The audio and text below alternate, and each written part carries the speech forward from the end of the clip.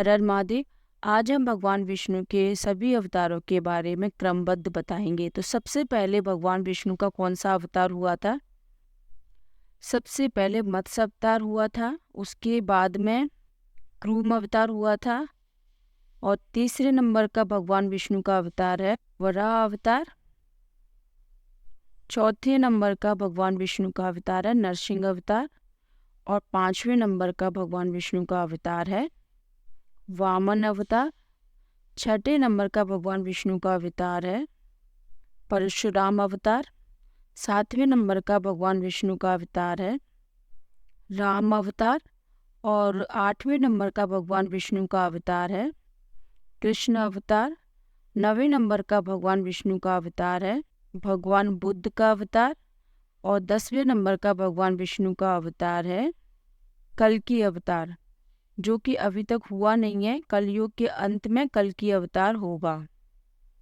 तो चलिए जान लेते हैं एक एक करके सभी अवतारों के बारे में। सबसे पहले हम बताएंगे मत्स्य अवतार के बारे में।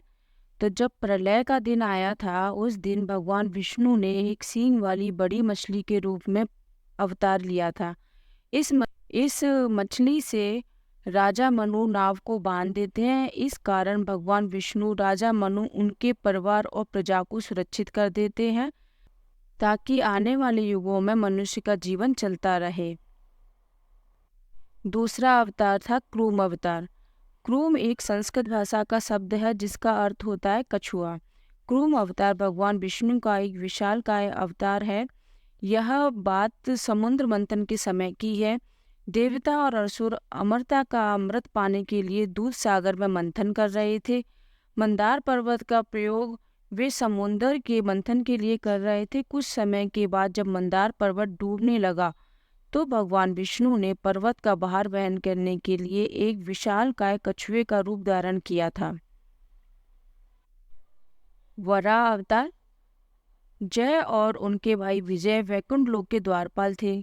एक बार की बात है, सनक ऋषि भगवान विष्णु से वैकुंठ लोक में मिलने के लिए जाते हैं, परंतु जय और विजय उन्हें भगवान विष्णु से मिलने से रोक देते हैं।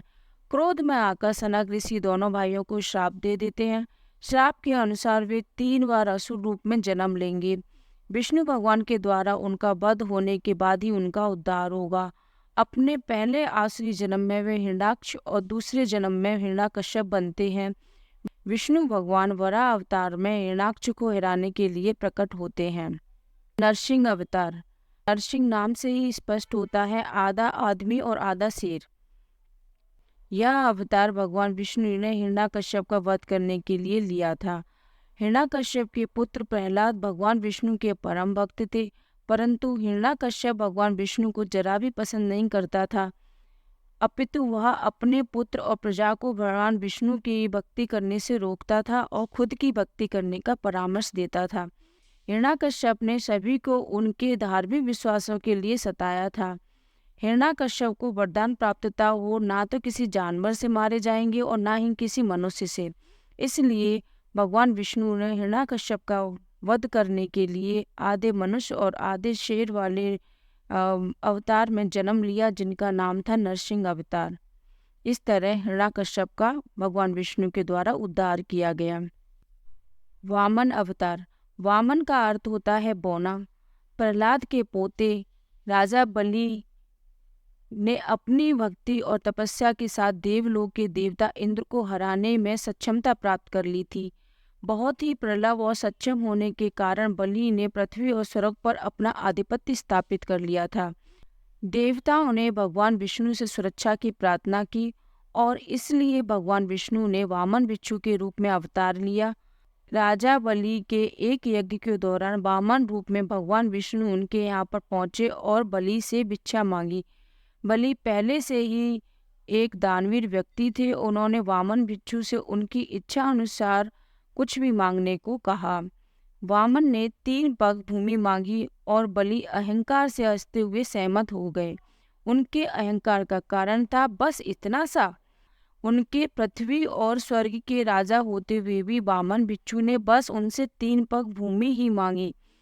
3 पग भूमि तो मनुष्य को मरने के बाद भी कम पड़ जाती है, और फिर वामन अवतार ने अपना आकार विशाल त्रिविक्रम रूप में बदल दिया। अपने पहले कदम के साथ ही उन्होंने पूरी धरती को माप लिया और दूसरे कदम के साथ स्वर्ग को माप लिया।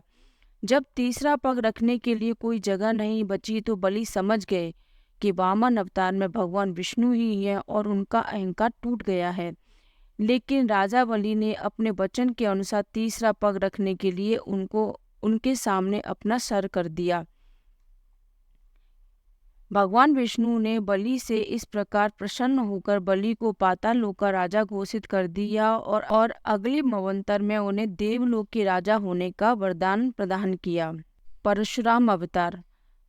परशुराम भगवान विष्णु के एक योद्धा के रूप में अवतार थे। उन्होंने शिव की तपस्या की और एक वरदान स्वरूप कुल्हाड़ी प्राप्त की थी। वह हिंदू धर्म के पहले ऐसे व्यक्ति थे जो ब्राह्मण के घर में होने के बाद भी एक क्षत्रिय थे, क्योंकि हिंदू धर्म में कोई भी मनुष्य अपने जन्म से नहीं बल्कि अपने कर्म से भी जाना जाता है। राम अवतार। भगवान विष्णु के राम अवतार को नैतिक और नियमों का पालन करने वाले अवतार के रूप में जाना जाता है। भगवान राम अयोध्या के राजकुमार और राजा थे। वह हिंदू धर्म में आमतौर पर पूजे जाने वाले भगवान विष्णु के अवतार हैं और अवतार होने के बावजूद दिव्य शक्तियों के साथ वो एक सामान्य राजकुमार थे। कृष्ण अवतार। भगवान श्री कृष्ण देवकी और वासुदेव के 8वें पुत्र और यशोदा और नंदकी के पालक पुत्र थे। हिंदू धर्म में सबसे लोकप्रिय और अक्सर पूजे जाने वाले भगवान श्री कृष्ण ही हैं। वह विशेष रूप से अपने मामा कंस के वध के लिए जाने जाते हैं और महाभारत के प्रमुख नायक थे। बुद्ध अवतार। भगवान बुद्ध को बौद्ध धर्म के संस्थापक के रूप में जाना जाता है।